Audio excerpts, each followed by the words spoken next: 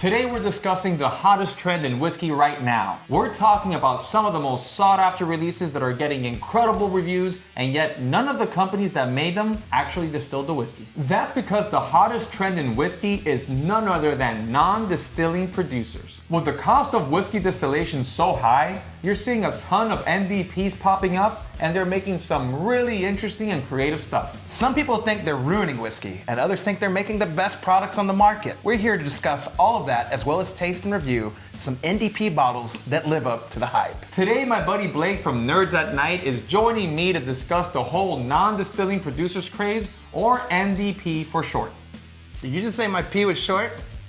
Exactly, that's exactly what I said, Blake. A non-distilling producer is simply a whiskey brand that doesn't actually distill the whiskey themselves. Instead, they purchase mature whiskey from established distilleries. Then they create something new through blending, secondary maturation, proofing, or unique finishing techniques. Think of NDPs like master chefs. A chef doesn't grow every ingredient. They take great ingredients, combine them creatively, and create something better than any one ingredient could become by itself. Now, this is not a new practice, and it's not necessarily sketchy either. In Scotland, this is literally how blended Scotch has worked for a couple of hundred years. It's the majority of the entire Scotch category. Scotch brands like Johnnie Walker and Compass Box are, in fact, blending houses. But in the United States, as of a few years ago, if a bottle didn't come from a famous distillery, a lot of people immediately dismissed it. That mindset has only started changing recently. And with good reason, because some of the most exciting bottles being released today are coming from companies that don't actually distill their own whiskey. Some are creating flavors you simply can't get from traditional distilleries. So instead of asking who distilled it, the better question is,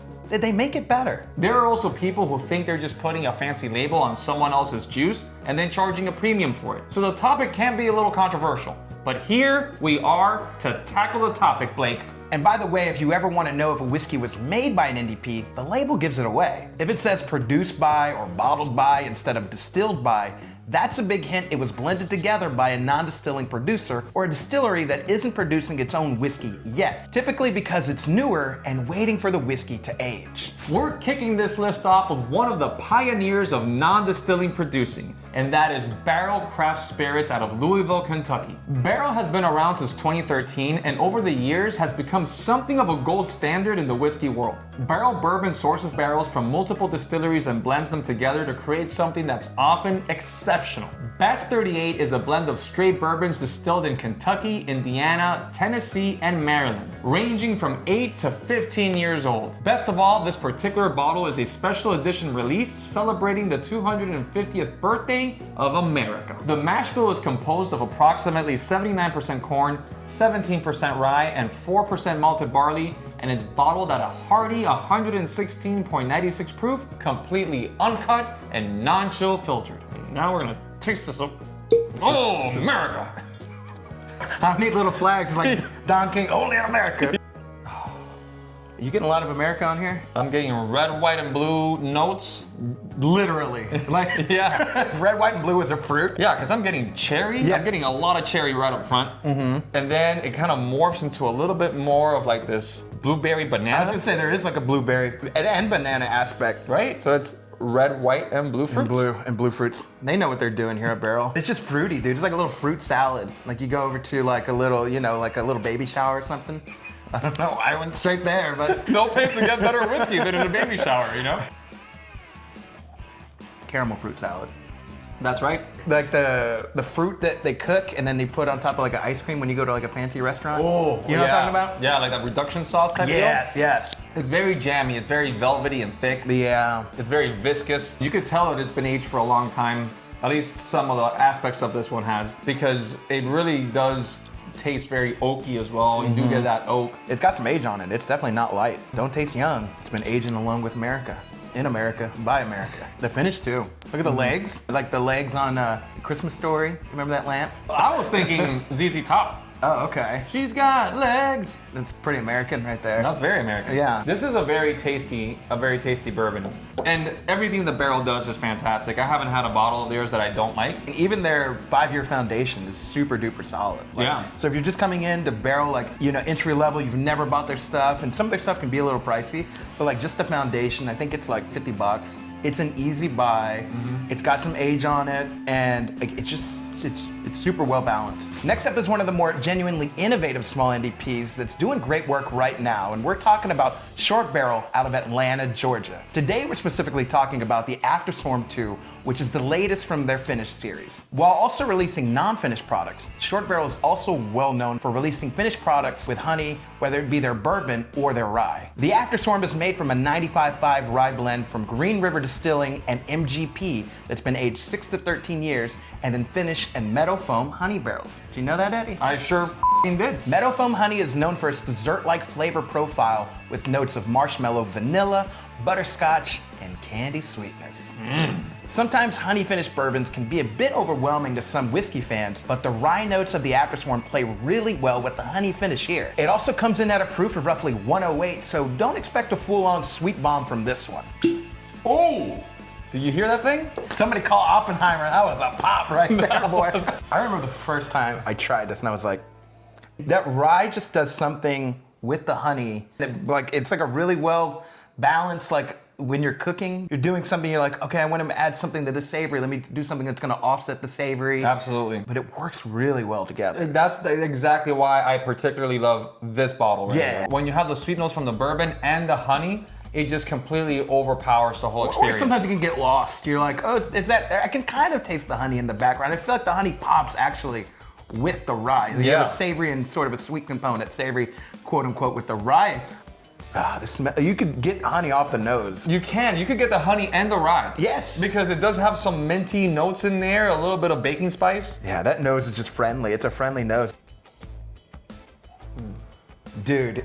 Oh, this is so nice. It's like a little pastry. Yeah, because you get those baking spice notes for sure. That's it. Like a fall time pastry. Yes, because you get like this fruity note, you get the baking spice. It's almost like an apple pie. I was gonna say apple. That word apple came to mind. It has a nice finish, pretty medium. I won't say it's long, but it's nice. It's nice. Yeah. It lingers long enough. It's like a friend that comes over and he knows how long to stay. Yes. He knows when to go. He knows when you're yawning. Oh, he's that one that's like, I'm gonna get out of here, dude. I'm gonna go grab some Waterbury on the way home. I like how you take the sip with your pinky up. If you ever see me with my pinky down, that's when you know they've cloned me, and it's not me. This is a very nice pour. If you want something that's a little sweet, but it's not overwhelmingly sweet, because it's not like it just hits you over the face with a sugar hammer. From now on, because of Short Barrel, if there's a rye finished in honey, I'm always gonna gravitate toward that because of tasting this. Next up is truly one of my favorite blending houses out there, and that is Dark Arts. This is a blending and finishing house run by Macaulay Minton and David Peat, and they've built a reputation for pushing finishing casks further than almost anyone else in the game. There are plenty of excellent Dark Arts bottles that I could recommend, but the one we're gonna talk about today is Dark Arts Ripple Rye No. 2.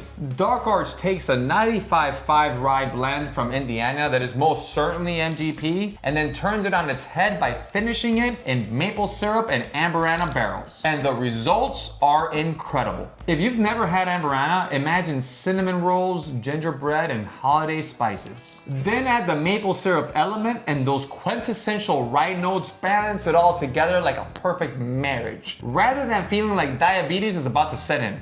But yeah, this smells like a little dessert. It does. It smells like a flan to me. Flan, very flan-y. Yeah, right? Because you get a little bit of that caramel note from the honey. You also get a little bit of that like sort of baking spice note again. And cinnamon for sure, like that cinnamon that's on usually mixed into a flan. Yes. Or like even, another one that I'd say? Like apple fritter. Oh, those are good, yeah. Like an apple fritter, Yeah, right? yeah, Like yeah. the cinnamon, you get the glaze, you get the Yes. bready element, That is, once you said it, it's, that's all I got now. There's not quite an apple, but like if they just removed apple and just gave you fritter, Yeah. the fritter donut. Just a fry, yeah, it's basically just a donut. It has everything like that. There's cinnamon, there's the sweetness, the rye spice, and the Amberana. It's the yin and yang working perfectly together. You know what I mean? Dark Arts makes some excellent stuff, like our very first barrel pick, which we're calling Long Dram's Journey into Nite. It's a 9-year barrel-proof bourbon finished in Cabernet Sauvignon barrels, and it's the first nationwide release from Dark Arts of its kind. The only place that you can get it is at barrelhunters.com. Barrelhunters.com also has links to our Patreon community, our curated bottle shop, and our official merch. Every bottle purchased, every membership, and every order directly helps us keep the channel going and allows us to bring you more whiskey content for you to enjoy. For anybody that knows me personally, up next is one of my favorite personal NDPs that really speaks to whiskey fans with a sweet tooth. We're talking about Good Times. Made by Cox Creek Distilling Company, Good Times' entire brand identity is built around taking a solid source MGP whiskey and finishing it in the weirdest, most dessert-adjacent barrels they can find. They have bourbons and ryes that are finished in previously used specialty barrels like brandy, honey, Madagascar vanilla, French oak cognac, blackberry, coconut rum, and so many others. It's a divisive brand for sure, but you have to try Good Times at least once to see what they're working with. One of my favorite releases from them is rye finished in chocolate casks. Because rye typically produces flavors of mint and baking spices when it spends time in the barrels that previously held chocolate, you would think the final product would taste like a Girl Scout Thin Mint cookie. And that's exactly what this whiskey provides. It sure does. So the reason why we have this whiskey to begin with is because one of my Patreon members, Dennis, was kind enough to send us a sample bottle. Okay. And as you can tell, we've already drank some of this. It's delicious. Smells like a Girl Scout cookie. It 100% does. It is Girl Scout cookie in a glass. The thing that I love about Good Times is if you read a description, it tastes exactly like that. Yeah. You never should question. If Good Times says it tastes like apple, it's apple pie, it's pecan pie, it's Neapolitan ice cream, it's orange dreamsicle. It tastes exactly like that. That's what it is. This is not up for debate. You get that rye component. The Yes. rye gives it that mint. You have that chocolate barrel, which why do you even have chocolate barrels? Willy Wonka. It smells to me like milk duds. Like you roll them in like little mint, like crushed up mint, like maybe for Christmas. Yes, exactly. Kind of give them out for like the kids or something. That's exactly right. It's literally what this smells like. Somebody liquefied Thin Mints. Yes. And then they added alcohol. And then they said, have at it, whiskey fans. But you know what? I don't get the chocolate notes until the very end. Yeah, it's very end, very Yeah. end. Everything else before that is rye, caramel, and mint. Yes. Like light mint though. Yeah. Yeah. Yeah, it's not overwhelming. And they also always do everything at cast strength. So you get a lot more of that heat from the proof. But it plays so nicely with those chocolate notes. And the cast strengths are mint. never like too crazy. This one's at what, 108? It's an easy drinking cast strength. Man, that finish just lingers and you just gets chocolatier. This is like when you have a celebrity at your house and you're like, no, you don't have to leave yet. No, put a pizza in the oven. Yeah. We can hang out a little bit. I'm sure you don't mind karaokeing for a little bit. They actually hate karaoke and you're like, no, I don't like karaoke. Me neither, yeah. My wife told me to say that. One of my favorites from them is, and I brought you a sample, is the Neapolitan. And it tastes just like the ice cream, and I don't know how they get it to taste like chocolate, strawberry, and vanilla all in one pour. It's so, actually just bust it out. We'll just have a little. Oh, dude, I'm getting like chocolate, vanilla, and strawberry. What the f? A single barrel straight bourbon finished in strawberry brandy, Mexican vanilla, and cacao casks. It's like when they all melt in the bowl and you just get a scoop of it. You know what I'm saying? And you add some brandy to it or whiskey or whatever. I got a lot of the cacao right up front, like a lot of the chocolate. And then now it's just turning into straight up strawberry candy. Like this Like a is lingering of strawberry candy. Yeah, it just keeps lingering. Yes. The strawberry just keeps lingering. The party keeps getting bigger with the people that we're inviting to this party that Yes. we want to hang out. I brought you a banger, bro. You did. You brought me something that's absolutely insane.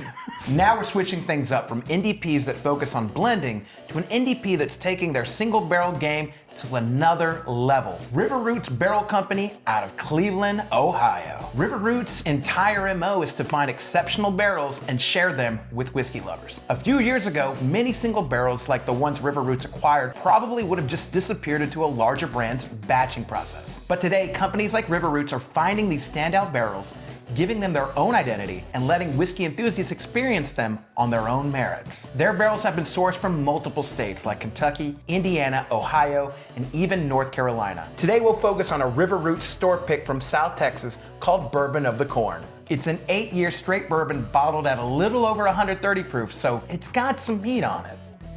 I think, if I remember correctly, this was an experimental line from Jim Beam, so it's like essentially experimental Booker's. Okay.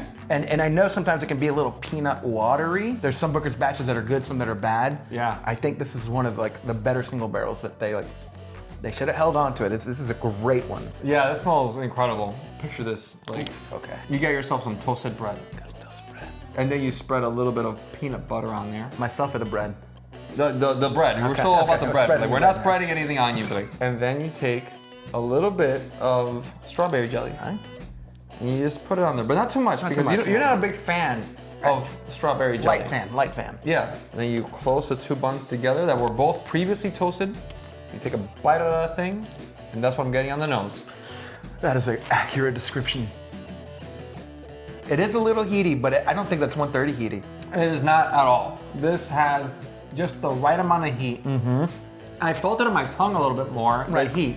It kind of, like, numbed it just a little bit, but then it sat there for a little minute. Yeah, it doesn't go to the throat. It doesn't, it doesn't. You swallow it, and you get just pure peanut butter sandwich with just a little bit of the jam. So everything we've had so far is either blended, like the barrel, or finished, like everything else we have. All the ryes that we've had so far, Exactly. This one is a straight up single barrel. Yeah. And that's the beautiful part about NDPs, is that they're making some great stuff. And whether it's a finished barrel or a blend or just a straight up single barrel that somebody picked up, they're making some wizardry out there. A lot of these places, they're not in Kentucky, they're not in Indiana, but they're taking it wherever they're from and letting it age a little bit there to capture some of that weather. And that weathering, as we know, what it does on the barrel, it does a different thing in every different climate. They're not just buying it and the next day they're selling it. They're buying it, holding it for a little bit,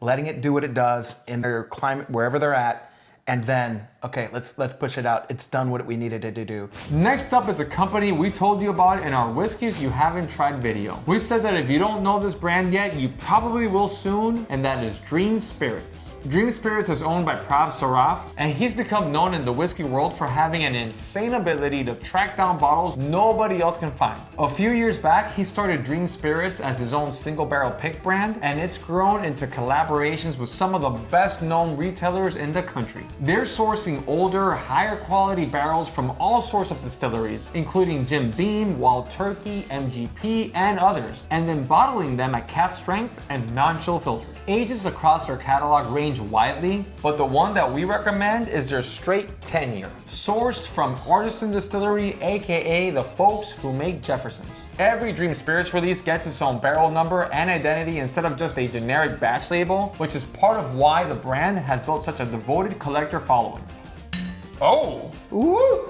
You put that in a slingshot, you're dead. Someone's dying. This thing is rock solid glass. That nose. You would have never known that this is Artisan Spirits, who makes Jefferson's. The nose is caramel, it's tobacco. It's like very mature. Got that oak note on it, and I think there's even like some dark like raisin, like very dark fruit in there, like almost like wine. Yeah, 100%. It's like Tuscan red wine, and then you drizzle a little bit of honey on there. Whiskey shouldn't taste this good. It's fig and honey. I was gonna say, I get so much dark fruit, more so than anything else. Yeah. And then you put a little bit of oak on there. Somehow you kind of just salt bait some oak on there, because the oak lingers. It's almost like taking a bite out of a tree bark for a second there, but in a good way. In a good way, because you've already had all these notes of the syrupy, like sweetness. So then, with all that combined, this is a very complex pour. Yeah, Dream Spirits knows what they're doing, dude. They're picking great barrels. Last but not least is one of the most talked about NDPs in the entire hobbyist community right now, the Reveries. This is the project of a well-known figure in the whiskey world, Jay West, but most whiskey nerds simply call him Take. Take is based in Middleburg, Virginia, and launched the Reveries in 2024 with the philosophy of complete transparency. Exact mash bills, exact ages, exact state of origin, right there on the label, and every release is bottled at cask strength. The bottle we're trying today is the Raven Batch 5. Every batch is made from different bourbon blends, but the one we have is a combination of 8, 14, and 15-year Kentucky bourbon and 10-year Indiana bourbon. And here's the really cool thing about this bottle. 25% of it is buff turkey juice inside of this bottle. But we'll come back to that in just a bit. What are you getting? It's just like a pecan pie that you pull out of the oven. It's still warm and hot, and you're getting that steam into your nose. It reminds me of just like whatever like you use in the middle that you put the pecans on top of. Yeah, a little, that like little, the filling. The pecan pie filling is literally, because it's got the caramelness, the sweetness to it, you know, that ooey gooiness, like a bourbon pecan pie. That settles right with my soul. It's so much more on the palate. Yes. Yeah, it is caramel, it is pecan, it is, but it's also too, it's got a little fruit aspect to it. A little bit, yeah. I would love to put this up against a stag. Because I feel like it has a lot of the similar notes of a stag in the sense of like, you get dark cherry, you get oak. You taste barrel maturity in here for sure. You get the oak tannins without it being over oaky. Blake mentioned that this Reveries Raven has a portion of buff turkey in it. This can be an entire topic for another episode, but basically, buff turkeys are bourbons produced at the Buffalo Trace Distillery that were made using Wild Turkey's traditional mash bill of 75% corn, 13% rye, and 12% malted barley. The story goes that about 17 years ago, Wild Turkey was undergoing a big expansion, and they contracted out Buffalo Trace to distill bourbon on its behalf to maintain inventory. Buffalo Trace used their own yeast, grains, water, and barreling proof, and in the end, it didn't really taste like a Wild Turkey product that the company felt matched what they were currently offering. So Wild Turkey sold all of those barrels to non-distilling producers. Now, while all buff turkeys have the same DNA, occasionally NDPs like to throw their own spin on things. One of the most unique offerings of buff turkey comes from Mugen Spirits. Mugen is spearheaded by owner Kojin Toshiro and blends Japanese culture with amazing hand-picked Kentucky barrels. One of the most sought-after offerings is the Nobunaga. Named after its first unifier of Japan, Oda Nobunaga, this bottle is a 15-year single-barrel buff turkey aged in Japanese whiskey barrels. Like many buff turkeys offered by NDPs, these will often go for sale in random online drops. Oh, this is our bonus NDP for people. Yes.